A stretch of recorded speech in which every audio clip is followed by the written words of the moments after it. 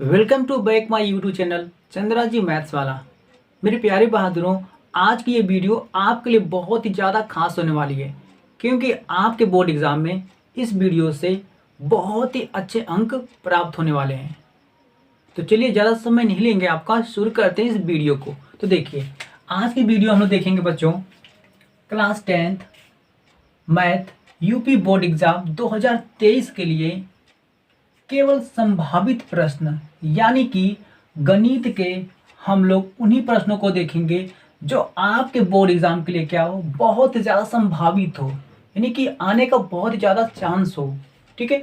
और देखिए, हम लोग का लक्ष्य क्या रहेगा बहादुरों, 21 फरवरी यानी कि जो आपका गणित का जो आपका पेपर है बच्चों, ओके, तो 21 फरवरी को हम लोग ऐसे प्रश्नों को देखेंगे जो उस एग्ज़ाम में आपका सभी प्रश्न क्या हो, फंस जाए और आपको बहुत ही अच्छे अंक प्राप्त हो जाए। तो जैसा कि आप देख पा रहे हैं कि जो क्वेश्चन हम लिए ना, आप देखिए ध्यान से यहाँ पर, ये क्वेश्चन आपका 2019 में, 21 में और 2022 में ये क्वेश्चन आ चुके हैं, और 2023 में भी ये प्रश्न आने का बहुत ही ज़्यादा चांस है।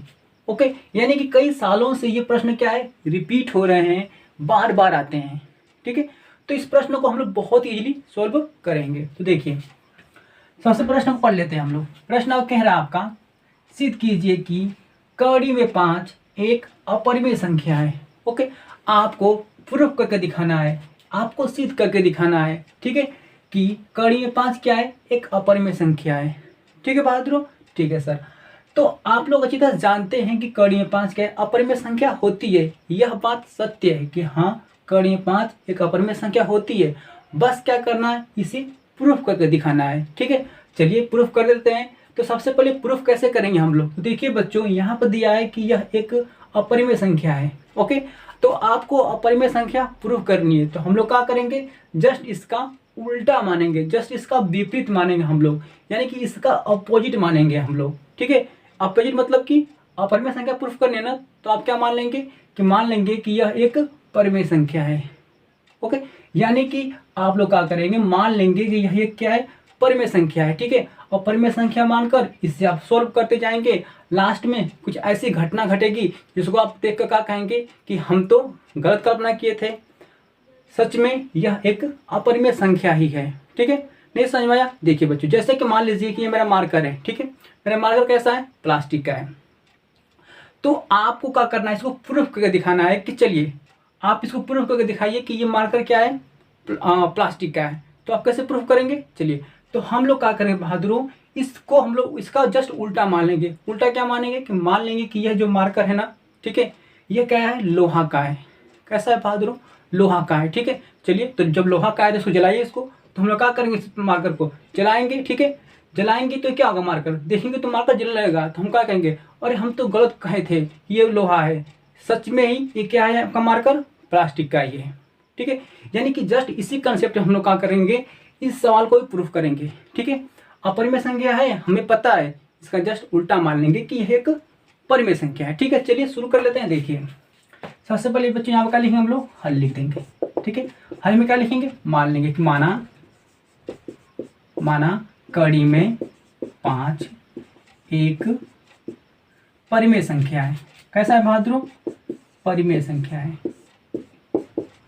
ठीक है, ठीक है बहादुर। अब देखिए, परिमेय संख्या जब है ना, ओके, तो हम लोग जानते हैं कि जब कड़ी में 5 एक परिमेय संख्या हो गई, तो इसे हम लोग क्या करेंगे बच्चों, देखिए, तो हम लोग कड़ी में 5 को हम कहाँ लिख सकते हैं, P/Q के बराबर लिख सकते हैं, क्योंकि जब परिमेय संख्या है आपका कड़ी में 5, तो P/Q भी परिमेय संख्या होती है। ये दोनों आपस में क्या हो जाएंगे, इक्वल हो जाएंगे। ठीक है बहादुर, ठीक है सर। आगे देखिए, लिख सकते हैं जहां P व Q एक सह अभाज्य संख्या है। अब देखिए बच्चों, हम लोग क्या करेंगे, सवाल को ना सअभाज्य संख्या मानकर प्रूफ करेंगे, बहुत जल्दी से प्रूफ हो जाएगा। ठीक है, देखिए, तो P व Q क्या एक सअभाज्य संख्या है। देखिए, जब भी कोई संख्या सअभाज्य संख्या होती है तो क्या होता है, तो हम कह सकते हैं यहाँ पर कि इनका एचसीएफ क्या होगा, सअभाज्य संख्या है, तो इसका एचसीएफ क्या होगा बच्चों, यानी कि P व Q का एचसीएफ कितना होगा, 1 होगा। ओके, हम लोग अच्छी तरह से जानते हैं बच्चों कि जिस संख्या यानी कि जो सअभाज्य संख्या होती है उसका मौसम यानी कि एचसीएफ कितना होता है, 1 होता है। ठीक है, अभी लिखे है ना कि पी और क्यू क्या एक सभाज्य संख्या है, तो इसका मौसम कितना होगा आपका, 1 होगा। ठीक है, तो इसी कंसेप्ट से हम लोग क्या करेंगे, इसको प्रूव करेंगे। चलिए देखिए यहाँ पर, तो बच्चों आगे थोड़ा बढ़ जाते हैं।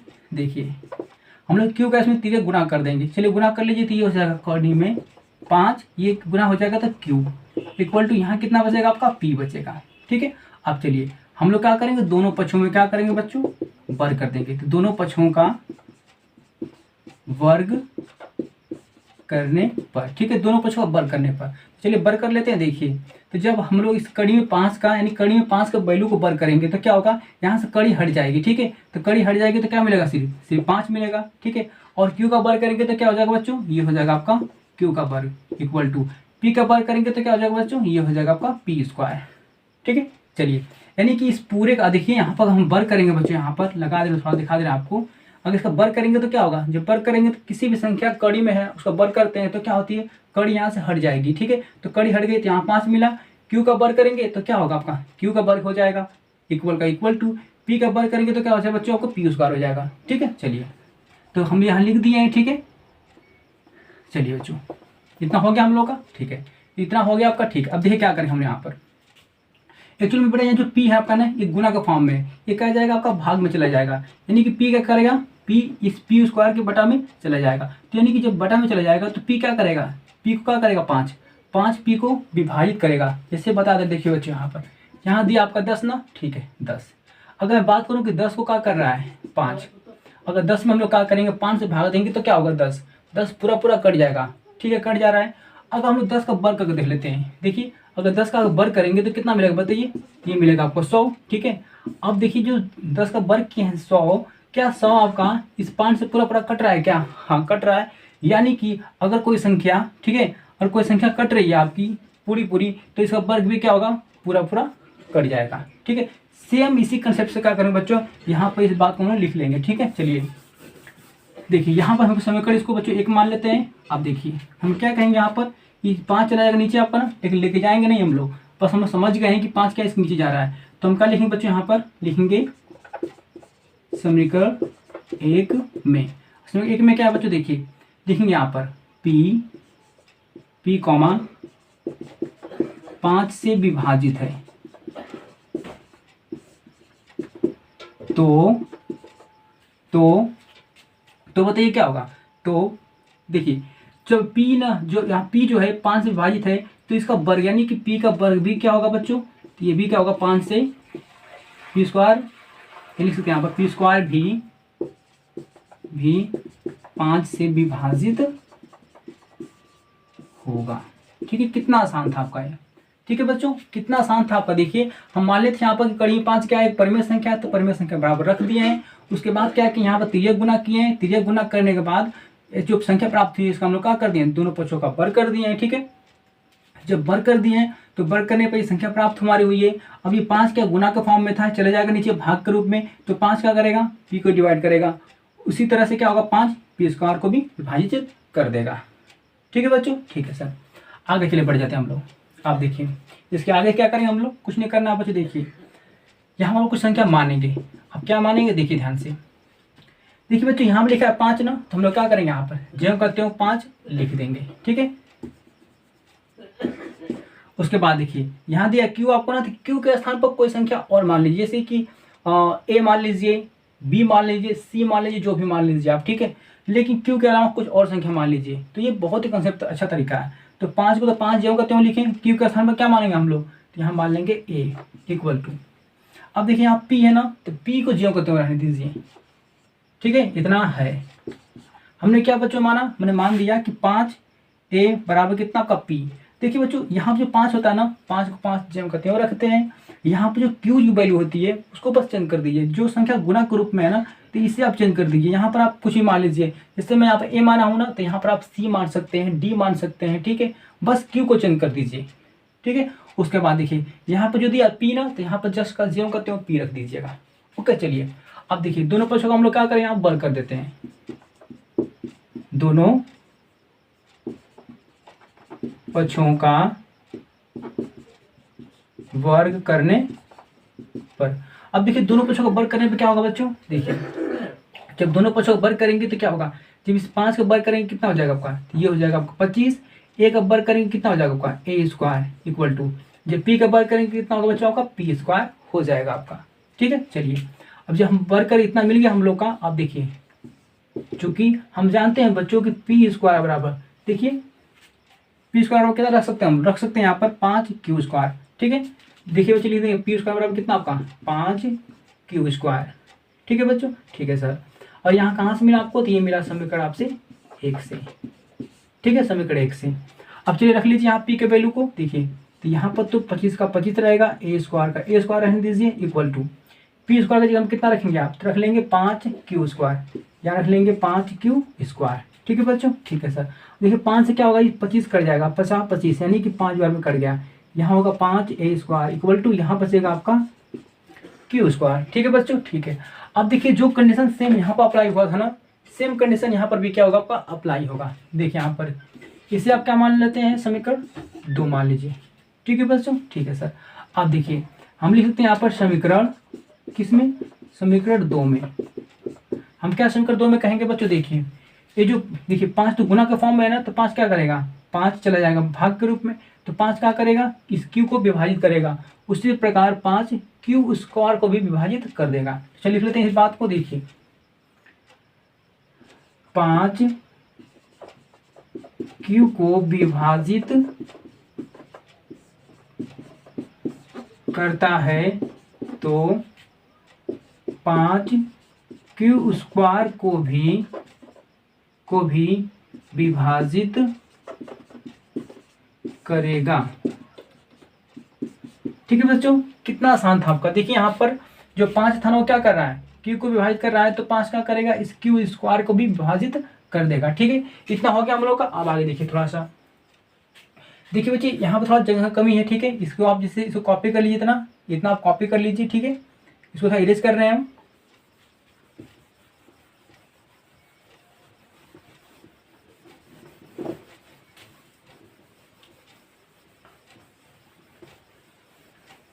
तो देखिए बच्चों यहाँ पर इतना हो गया आपका ना। ठीक है, अब देखिए यहाँ पर समीकरण 1 व 2 में। ठीक है, समीकरण 1 और 2 में आप समीकरण 1 में देखें तो बच्चों वहां पर क्या हो रहा था, वहां पर जो 5 था ना वो क्या कर रहा था, पी को डिवाइड कर रहा था। ठीक है, और समीकरण 2 में देखो क्या हो रहा है, 5 क्या कर रहा है, 5 आपका क्यू को डिवाइड कर रहा है, यानी क्यू को विभाजित कर रहा है।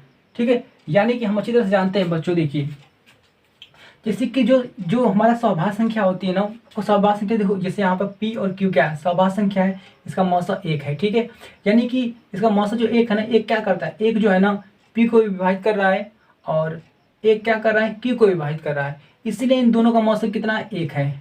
ओके, तो यानी कि इन दोनों को विभाजित कौन कर रहा है, 1 कर रहा है, इसलिए इस दोनों का मौसा कितना है, 1 है। उसी प्रकार देखिए बच्चों, जब समीकरण 1 में क्या था, 5 पी को डिवाइड कर रहा था, और समीकरण 2 में क्या कर रहा है, 5 क्यू को विभाजित कर रहा है, तो हम क्या कर देंगे, हम लिख देंगे ऐसा करके यहाँ पर कि 5 पी व क्यू दोनों को विभाजित करता है। यानी कि देखिए 5 क्या कर रहा है, पी व क्यू दोनों को विभाजित करता है, अर्थात हम कह सकते हैं बच्चों यहाँ पर, अर्थात यानी कि इसका जो एचसीएफ होगा, किसका एचसीएफ बच्चों, पी व क्यू का एचसीएफ कितना हो जाएगा आपका, 5 हो जाएगा। ठीक है, यानी कि पी व क्यू का एचसीएफ कितना हो जाएगा आपका, 5 हो जाएगा। अब देखो ध्यान दीजिए, यहीं पर तो हम लोग से गलती हुई है। क्या गलती हुई है, हम लोग क्या है बच्चों यहाँ माने थे कि पी व क्यू क्या है, एक सहभाज्य संख्या है, और सहभाज्य संख्या का जो मौसा होता है बच्चों कितना होता है, वो हमेशा 1 होता है। लेकिन ध्यान दीजिए यहाँ पर जो सहभाज्य संख्या पी क्यू है, इसका मौसा कितना आ गया है, 5 आ गया है। तो यही गलती हमसे हो गई यहाँ पर। ठीक है, अगर यहाँ पे 1 आ जाता है ना, हम तो कह लेते कि हाँ जो पी क्यू के सहभाज्य संख्या है तो इसका मौसा 1 आ गया तो सही है, लेकिन यहाँ पर पी क्यू का मौसा कितना आ गया आपका, तो बच्चों यहाँ पर आपका आ गया 5, तो ये हमसे गलती हो गई। तो लिखेंगे यहाँ पर नीचे करके कि अतः यह विरोधाभास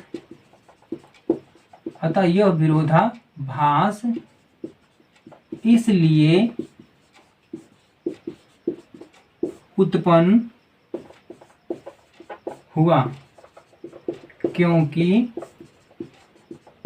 हमने गलत कल्पना की थी, गलत कल्पना की थी। ठीक है बच्चों, ठीक है। यानी कि यह विरोधाभास इसलिए उत्पन्न हुआ क्योंकि हमने गलत कल्पना की थी। ठीक है, वास्तव में लिखना पड़ेगा यहाँ पर आपको,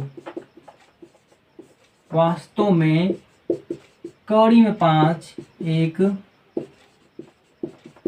अपरिमेय संख्या होगी। ठीक है बच्चों, यहाँ पर क्या हो गया आपका इति सिद्धम, यहाँ पर क्या हो गया आपका सिद्ध हो गया सवाल। ठीक है बच्चों, ठीक है। तो बच्चों ये प्रश्न बहुत आसान था आपका। आपने सबसे पहले क्या किया था, जो कड़ी में 5 था उससे आप पहले क्या माने थे, उसको परिमेय संख्या, इसका उल्टा मान लिए थे परिमेय संख्या मानकर फिर क्या किए थे वहां पर आप समीकरण 1 बनाए थे। ठीक है, समीकरण 1 बनाने के बाद फिर उसी प्रकार समीकरण 2 बनाए थे बच्चों। समीकरण 2 बनाने के बाद अब दोनों समीकरण में देखे हैं कि जो आपका ये जो 5 था वो क्या कर रहा था, पी क्यू को डिवाइड कर रहा था। तो जो 5 पी क्यू को डिवाइड कर रहा था इसका मतलब ये था कि पी और क्यू दोनों का मौसम कितना हो रहा था 5। और जब दोनों का मौसम 5 आ रहा है तो हमारी अवधारणा की गलत आ गया, क्योंकि हम लोग पी क्यू को क्या माने थे, सहभाज्य संख्या माने थे, और सहभाज्य संख्या का मौसम हमेशा 1 होता है। लेकिन यहाँ पर इन दोनों का मौसम कितना आ गया है, 5 आ गया है। तो ये हमारी अवधारणा की गलत हो गया है, हम जो माने थे उसकी विपरीत आ गया है। तो अतः यह विरोधाभास इसलिए उत्पन्न हुआ क्योंकि हमने गलत कल्पना किया था। वास्तव में कड़ी 5 एक अपरिमेय संख्या होगी। ठीक है बच्चों, तो ये प्रश्न आपका यहीं पर समाप्त हुआ। ठीक है, हम लोग देखते हैं नेक्स्ट प्रश्न को। तो देखिए बहादुर, ये भी प्रश्न आपके बोर्ड एग्जाम के लिए बहुत ज्यादा इंपॉर्टेंट है। ठीक है, तो चलिए देखते हैं इस प्रश्न को। आइए, प्रश्न कह रहा है आपका संख्याओं 4 के पावर n पर विचार कीजिए, यानी कि आपको विचार करना है इस पर। ठीक है, जहां n एक प्राकृतिक संख्या है, यानी कि n क्या है, एक प्राकृतिक संख्या है। ठीक है, आगे देखिए बच्चों, जांच कीजिए कि क्या n का कोई ऐसा मान है जिसके लिए 4 के पावर n अंक 0 यानी कि 0 पर समाप्त होता है। ठीक है बच्चों, कहने का मतलब प्रश्न का ये है ना कि देखिए पहली बात तो यहाँ पे एक n दिया है, n मतलब कि प्राकृतिक संख्या दिया है। प्राकृतिक संख्या क्या होती है आपकी, देखिए बच्चों 1 2 3 4 ऐसे करके आपके अनंत तक। ठीक है, ये सभी क्या है, एक नेचुरल नंबर है n आपका। उसके बाद देखिए आपको एक संख्या दिया, आपका यहाँ पर क्या दिया है, 4 की पावर n, ये क्या दिया आपका अंक दिया। ठीक है, आपसे कह रहा ना कि जो 4 की पावर जो n है आपका, ठीक है, तो आप बताइए कि n का मान ऐसा कोई है क्या कि जो यहाँ पर रखने पर और जो संख्या आपकी ना वो क्या हो, 0 पर समाप्त हो। ठीक है, देखिए यहाँ पर थोड़ा समझ लीजिए, हम पहले यहाँ पर 4 की पावर n के मान को पहले क्या रखेंगे, 1 रखेंगे। ठीक है, 1 रखते हैं। देखिए 4 की पावर 1 रखेंगे, इसका वैल्यू कितनी आएगी बच्चों, 4 आएगी। ठीक है, तो ये 4 आई। तो देखिए ये जो अंक है ना आपका जो 4 आया है, क्या ये 0 पर समाप्त हो रहा है, नहीं 0 पर समाप्त नहीं हो रहा है, ये 4 पर समाप्त हो रहा है। ठीक है, चलिए उसी प्रकार हम लोग क्या करेंगे, 2 रखेंगे यहाँ पे n की वैल्यू को, 4 की अब की बार n की वैल्यू 2 रखेंगे। चलिए 2 रख के देखते हैं। देखिए जब n की वैल्यू यहाँ पर 2 रखें बच्चों, देखिए क्या हो रहा है, तो 4 का देखिए 4 गुना 4 तो क्या हो जाएगा, यहाँ पर आपका आ जाएगा 16।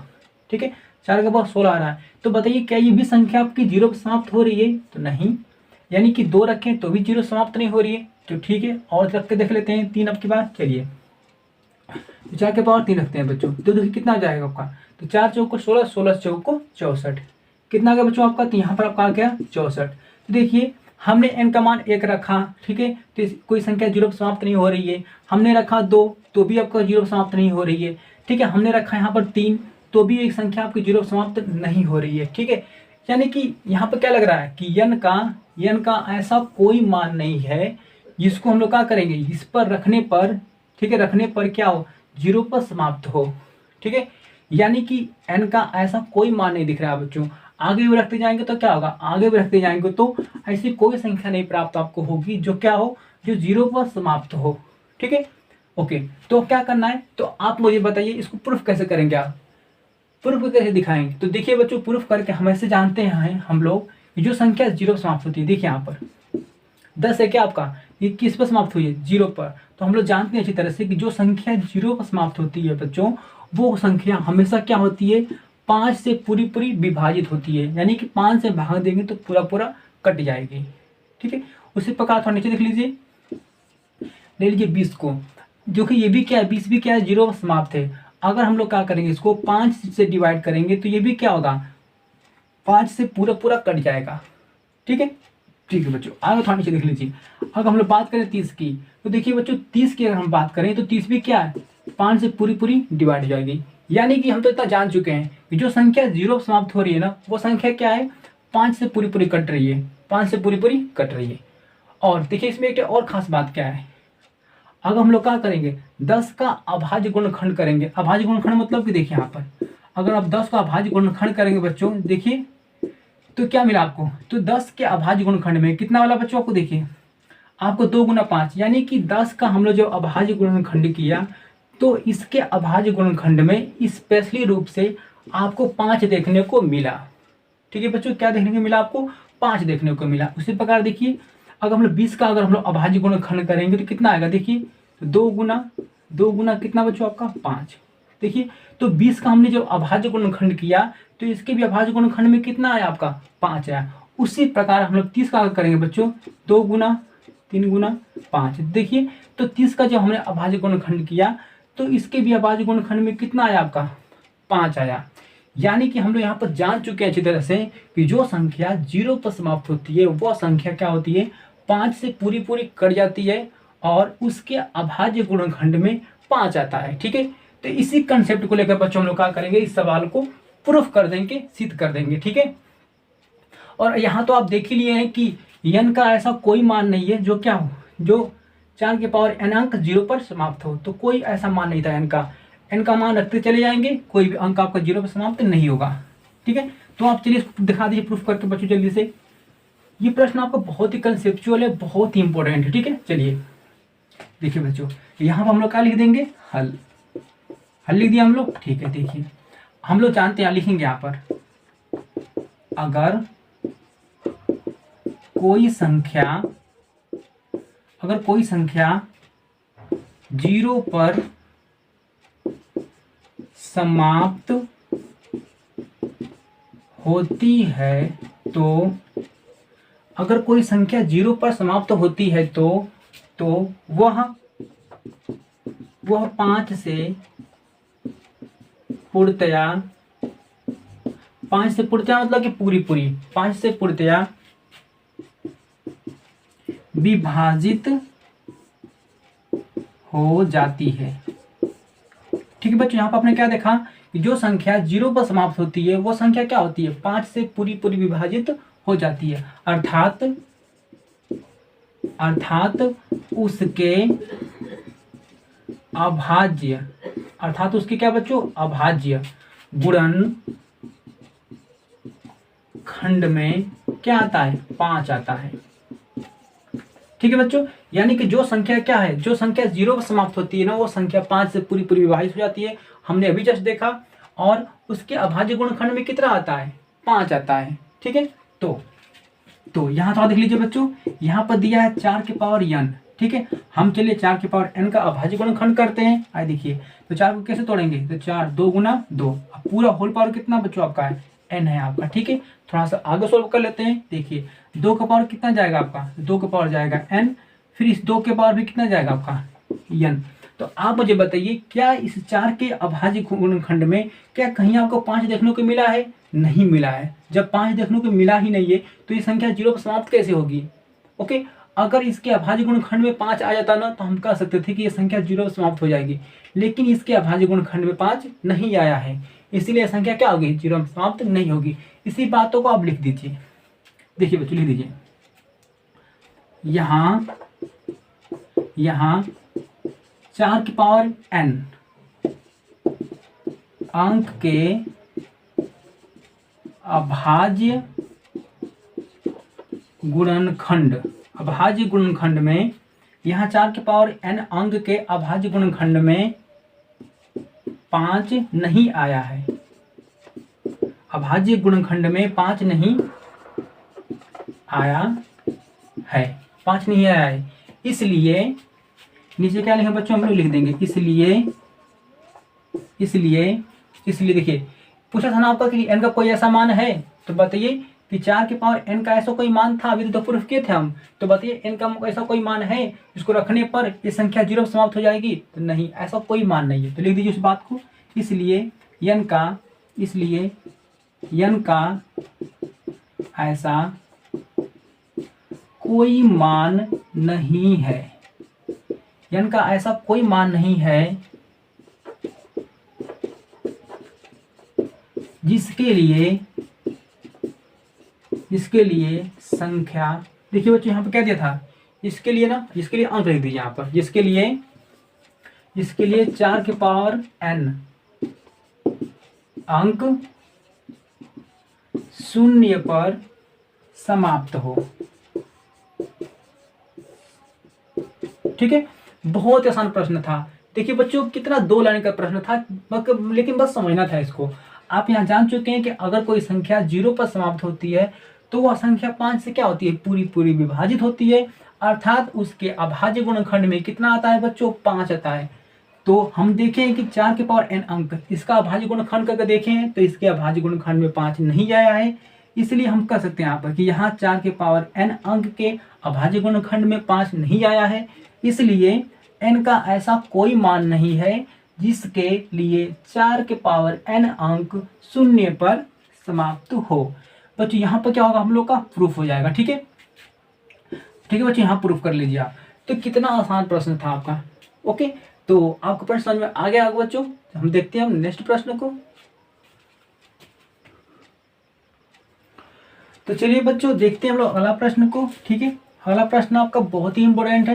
प्रश्न कह रहा है आपका संख्या 6, 72 और 120 का अभाज्य गुणनखंडन विधि द्वारा एचसीएफ और एलसीएम ज्ञात कीजिए। ओके, आपको इन संख्याओं का क्या करना है बच्चों, तो आपको अभाज्य गुणनखंडन विधि द्वारा इन दोनों संख्याओं का आपको एचसीएफ और एलसीएम निकालना है, इन तीनों संख्याओं का। ठीक है, चलिए निकाल लेते हैं हम लोग। देखिए यहाँ लिखेंगे बच्चों हम लोग हल। ठीक है, यहाँ क्या लिखे हम लोग, लिख देंगे यहाँ पर हल। और चलिए निकालते हैं, हम यहाँ लिखेंगे, लिख देंगे यहाँ पर अभाज्य। ठीक है, अभाज्य गुणन खंडन विधि द्वारा। ठीक है बच्चों, हम लोग क्या लिख देंगे यहाँ पर, अभाज्य गुणनखंडन विधि द्वारा। आप लोग ध्यान दीजिए यहाँ पर, आपका अभाज्य गुणनखंड विधि क्या होती है, तो मैं जस्ट बताता हूँ बच्चों, आपको देखते रहिए। आपको देखिए, तो यहाँ दिया आपका 6। ठीक है, उसके बाद क्या दिया बच्चों आपका, यहाँ दिया 72 आपका, उसके बाद कितना दिया आपका है 120। चलिए इसका अभाज्य गुणनखंड करके दिखाते हैं आपको। देखिए यहाँ पर, यहाँ दिया आपका 6, तो 6 का हम लोग अभाज्य गुणनखंड कर रहे हैं। तो चलिए 2 से पहले भाग दीजिए, 3 में जाएगा, फिर 3 से भाग दीजिए 1। कितना इसका अभाज्य गुणनखंड आया, 2 गुना 3। कितना है बच्चों आपका, 2 गुना 3। ठीक है, तो ये 6 क्या है, ये 6 का अभाज्य गुणनखंड है। ठीक है, इसको पावर के रूप में लिख लीजिए। देखिए 2 कितना बार आया आपका, 2 एक बार आया है, तो लिख देंगे 2 एक बार गुना 3 कितना बार आया, 3 एक बार आया है, तो हम क्या करेंगे, 3 को एक बार लिख लेंगे। ठीक है, चलिए इसी प्रकार निकालते हैं 72 को। तो देखिए बच्चों यहाँ पर दिया आपका है 72। चलिए इसको तोड़ते हैं थोड़ा सा। देखिए तो 2 से काट लीजिए पहले, तो 2 तिहाई 6, इसी पर एक आपका हो जाएगा बाहर, 2 छक्के 12, फिर 2 से ले जाइए। देखिए 2 एकम 2, यहाँ बचेगा आपका 1 हो जाएगा 16, 2 8 16, फिर 2 से ले जाइए, 2 9 18, फिर कितना बच्चों आपका 3 से कट रहा है, तितली के 9। ठीक है, 3 एकम 3। चलिए लीजिए अभाज्य गुणनखंड कितना बच्चों आया, देखिए यहाँ पर, तो ये आपका आया है 2 गुना 2 गुना 2 गुना कितना बच्चों आपका 3 गुना 3। ठीक है, अब देखिए 2 कितना बार आया है, 1 2 3 बार आया है, 2 बच्चों आपका 3 बार आया है। ठीक है, गुना 3 कितना बार आया है, 1 और 2 बार, 3 कितना बार आया है बच्चों आपको, 2 बार आया है। ठीक है सर, आगे निकालते हैं 120 का। देखिए बच्चों 120 का हम देख लेते हैं अब अभाज्य गुणनखंड करके। ठीक है, देखिए यहाँ पर, तो यहाँ पर जो दिया 120, चलिए इसको 2 से भाग दीजिए, 2 छक्के 12। ठीक है, 2 से ले जाइए फिर आपका 30। ठीक है, फिर 2 से ले जाइए बच्चों, कितना आपका 15, फिर देखिए 3 से कट जाएगा, तो 3 5 15। ठीक है, फिर 5 ले जाइए, कट गया आपका। तो ये पूरा क्या था आपका अभाज्य गुणनखंड है 120 का। तो लिख लीजिए बच्चों इसे, देखिए 2 गुना 2 गुना 2, फिर उसके बाद आपका 3 गुना कितना आपका आ गया 5 आपका। आप देखिए बच्चों 2 कितना बार आपका आया है, 2 बच्चों आपका आया है 3 बार, गुना 3 कितना बार आया है, तो 3 आपका 1 बार आया है, 5 कितना बार आया है बच्चों, 5 भी आपका 1 बार आया है। ठीक है, चलिए आप देखिए ध्यान दीजिए यहाँ पर, तो हम लोग अब यहाँ क्या करेंगे, यहाँ ऐसे लिख लीजिए यहाँ पर अतः। चलिए निकाल लेते हैं इसका, हम लोग क्या निकालेंगे बच्चों, पहले आप बताइए, हम ही बता देते हैं। इसका पहले निकाल लेते हैं एचसीएफ को। चलिए बच्चे निकालते हैं इसका एचसीएफ। देखिए हम पहले इसका निकाल लेते हैं एचसीएफ। किसका एचसीएफ निकालेंगे बच्चों, ये 6 का 72 का और कितना आपका 120 का निकाल लेते हैं हम लोग आप एचसीएफ। देखिए बच्चों एचसीएफ कैसे निकालेंगे आप, तो सिंपल सा तरीका क्या आपका है, कि ऐसे निकालने के लिए बच्चों ना हम लोग क्या करते हैं, बताइए हम लोग क्या करते हैं। तो सबसे छोटी घात देखते हैं, क्या देखते हैं बच्चों, तो सबसे छोटी घात, ठीक है। यानी कि वह संख्या जो सब में कॉमन हो, वह संख्या जो सब में कॉमन हो, सब में मिलती हो और सबसे छोटी घात हो जिसकी। तो चलिए देखते हैं वह संख्या कौन सी है। देखिए ये 2 इसमें भी मिला, 2 इसमें भी, 2 इसमें भी, 2 तो सब में मिल रहा है, तो किसको ले हम। तो देखिए बच्चों 2 सब में मिल रहा है, ठीक है, लेकिन 2 में सबसे छोटी घात किसकी है, तो इसकी है, ठीक है। तो इसी संख्या को आप ले लेंगे, तो क्या लेंगे आप, 2 के पावर 1, ठीक है, गुना। अब देखिए यहाँ पे 3, ठीक है बच्चों, यहाँ पे 3 मिला आपको, देखिए यहाँ पे 3 मिला आपको, और देखिए यहाँ पे 3 मिला आपको। सब में मिलना चाहिए, जो सब में मिलता है वही एचसीएफ होता है, ठीक है, जो सब में मिलता है वही एचसीएफ होता है। ऐसा नहीं कि दोनों में मिल गया आपको तो इसी को ले लीजिए, नहीं, जो सब में मिलता है बच्चों वही एचसीएफ होता है। चलिए तो इसमें भी 3 मिला, इसमें भी 3 मिला, इसमें भी 3 मिला, तो सब में 3 मिला आपका, लेकिन इसमें से हम किस 3 को लें। तो देखिए सबसे छोटी वाली घात को हम क्या बताए हैं कि एचसीएफ के लिए क्या करते हैं, सबसे छोटी घात। सबसे छोटी घात इसमें किसकी है, देखिए 3 की पावर 1 यहाँ पर भी है और 3 की पावर 2 है, 3 की पावर 1 यहाँ पर है, तो 3 की पावर 1 सबसे छोटी घात है। इनमें से इसको ले लीजिए, ठीक है, इसको ले लीजिए या तो इसको ले लीजिए। चलिए तो हम क्या लेते हैं बच्चों, 3 की पावर 1 को ले लेते हैं। आप देखिए 2 के पावर 1 है तो 2 मिलेगा, 3 के पावर 1 है तो 3 मिलेगा, 3 दूना के 6। यानी कि हम लोगों को क्या हुआ बच्चों, यहाँ पर प्राप्त हो चुका है आपको 6, 72, 120 का एचसीएफ कितना आपका 6, ठीक है, हो गया हम लोग का, गुड। अब चलिए क्या निकालेंगे बच्चों, निकालते हैं आप एलसीएम। तो किसका एलसीएम 6, 72 और किसका बच्चों आपका 120 का।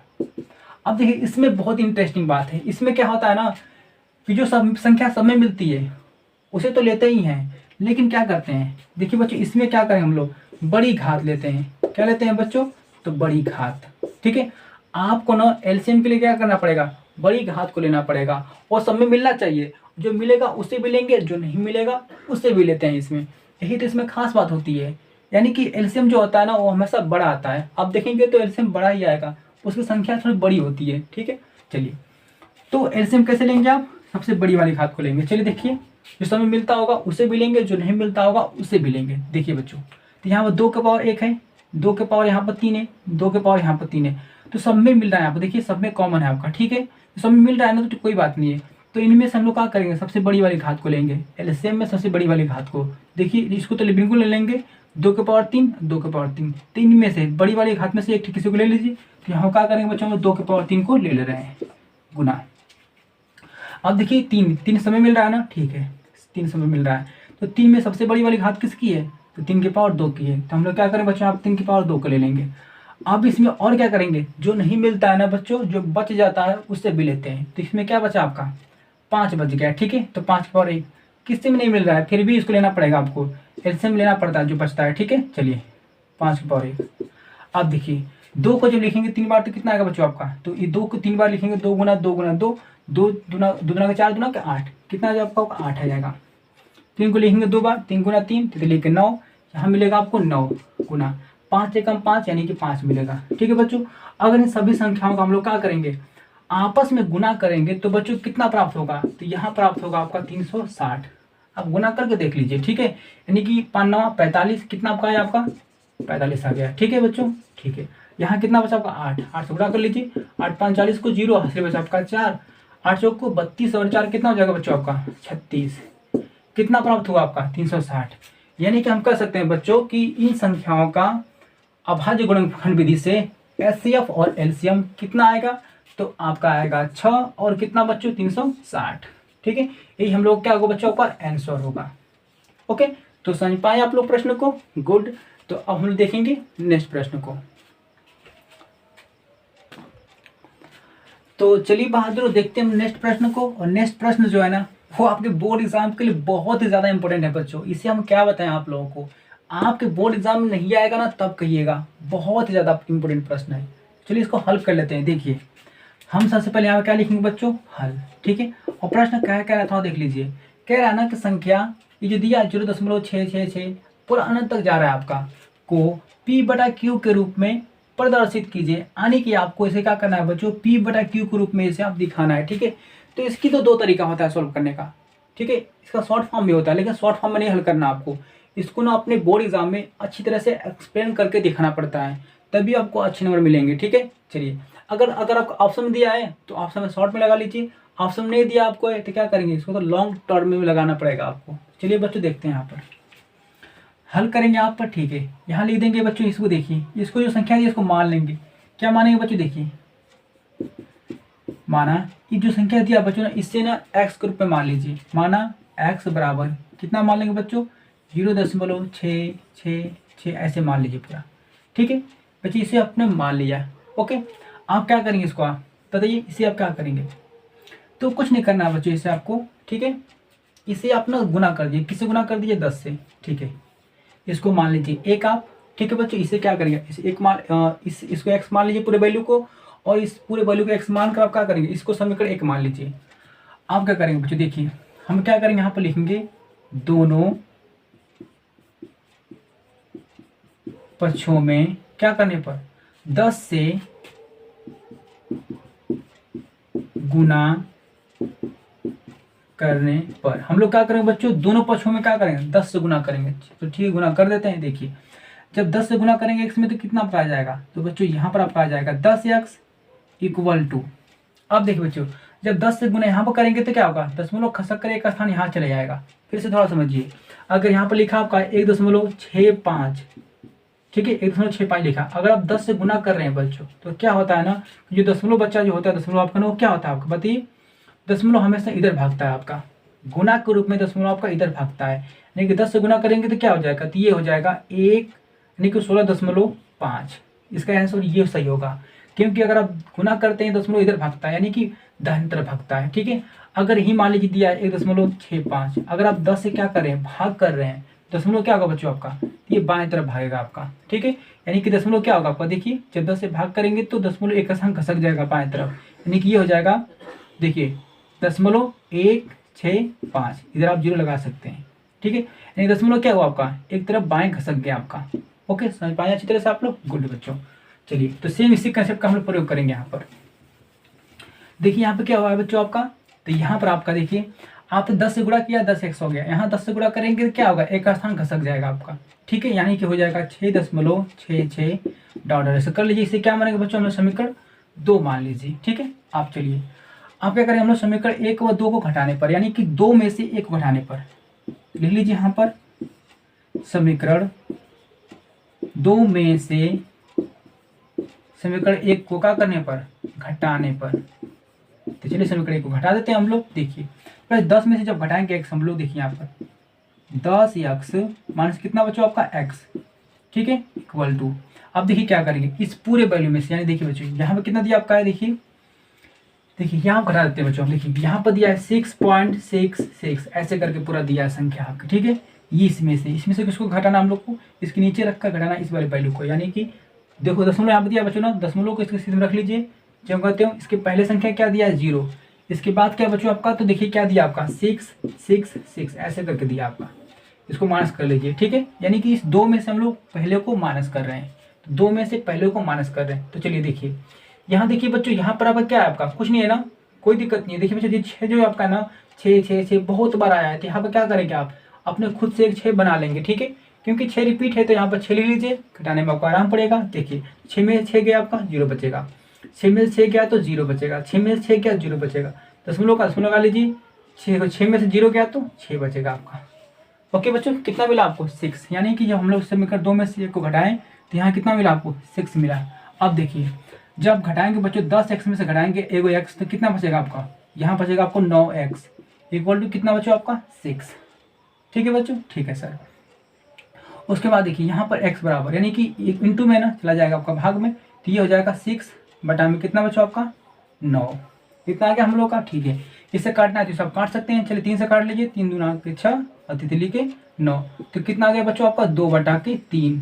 ठीक है, यही क्या होगा इसका आंसर होगा। बहुत ही आसान प्रश्न था आपका। ठीक है, अब चलिए थोड़ा सा आपको दिखाते हैं शॉर्ट फॉर्म में कि शॉर्ट फॉर्म में कैसे सॉल्व करेंगे आप।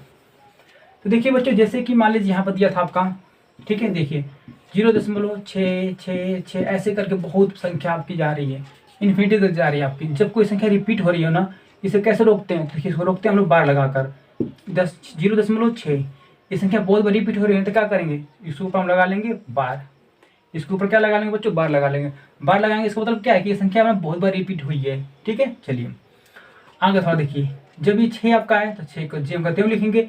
और देखिए जितनी संख्या, एक बड़ा ट्रिक है आपका, जितने वो बार लगाया ना उस संख्या को जेम का त्यों आप लिखते हैं और बटा में देखिए कितनी संख्या पर बार लगा है। तो यहाँ पर देखिए एक की संख्या पर बार लगा आपका है, ठीक है। यानी कि ये संख्या जो करते हुए आप लिखते हैं, ठीक है। उसके बाद बच्चों देखिए कितने संख्या पर बार लगा आपका, तो ये एक संख्या पर बार लगा है, तो हम लोग क्या करेंगे नीचे 1 9 लिख देंगे।